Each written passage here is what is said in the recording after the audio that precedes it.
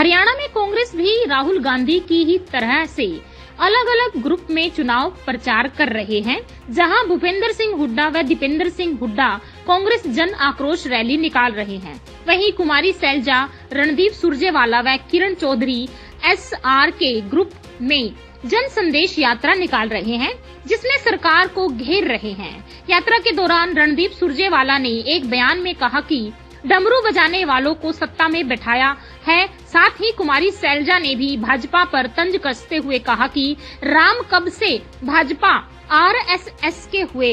इस पर हरियाणा के गृह एवं स्वास्थ्य मंत्री अनिल विज ने भड़कते हुए कहा कि कांग्रेस के लोग शालीनता भूल गए हैं और किसी न किसी तरह से हिंदू धर्म पर कटाक्ष कर रहे हैं। साथ ही कुमारी सैलजा के बयान का जवाब देते हुए विज ने कहा कि राम तो सबके हैं, सारी दुनिया के हैं, कम से कम राम को तो किसी जाति, धर्म व किसी वर्ग में न बांटो।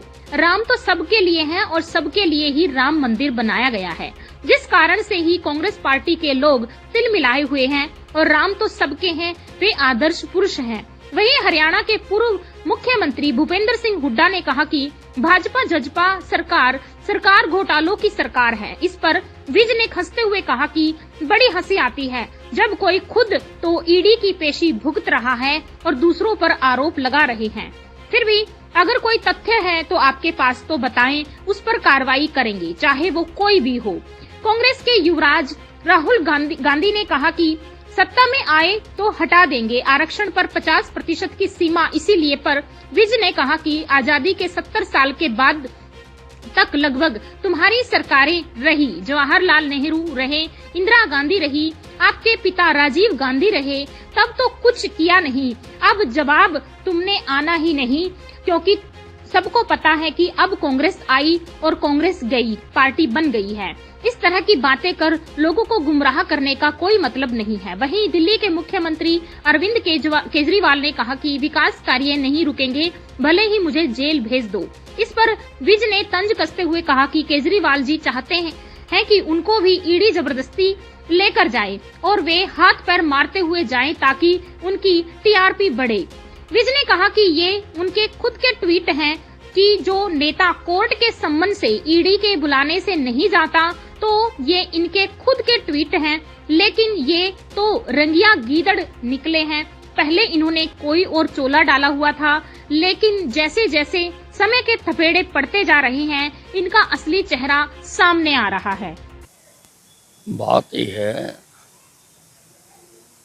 कि कांग्रेस के लोग शालीनता भूल गए हैं और ये किसी न किसी तरीके से हिंदू धर्म पर कटाक्ष करना चाहते हैं और इसीलिए इस प्रकार के उदाहरण देते हैं। ये मकसद इनका होता है हिंदू धर्म पर कटाक्ष करना। राम तो राम है और सारे जहान के हैं, सारी दुनिया के हैं। अब राम जी को तो कम से कम ये धर्म जाति वर्ग में मत बांटो।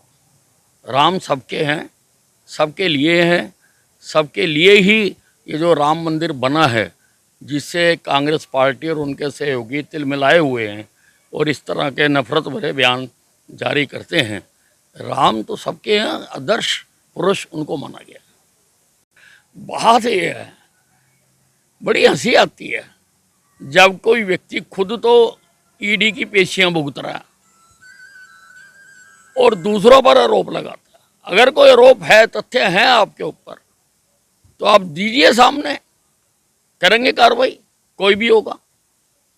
राहुल गांधी जी 70 साल आजादी के बाद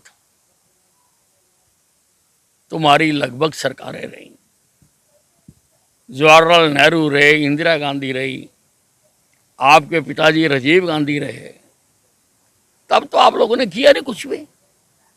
अब जब तुमने आना नहीं है, सबको पता है, हर आदमी जानता है कि कांग्रेस आई, अब कांग्रेस गई पार्टी बन गई है, तो अब ऐसी बातों का लोगों को गुमराह करने का कोई लाभ नहीं है। केजरीवाल जी चाहते हैं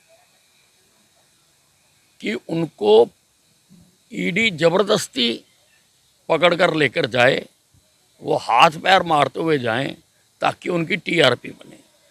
ये इनके अपने ट्वीट हैं कि जो नेता पुलिस के सम्मन पर, कोर्ट के सम्मन पर नहीं जाता, उनके खिलाफ इन्होंने खुद ट्वीट किए हुए हैं राजनीति में आने से पहले।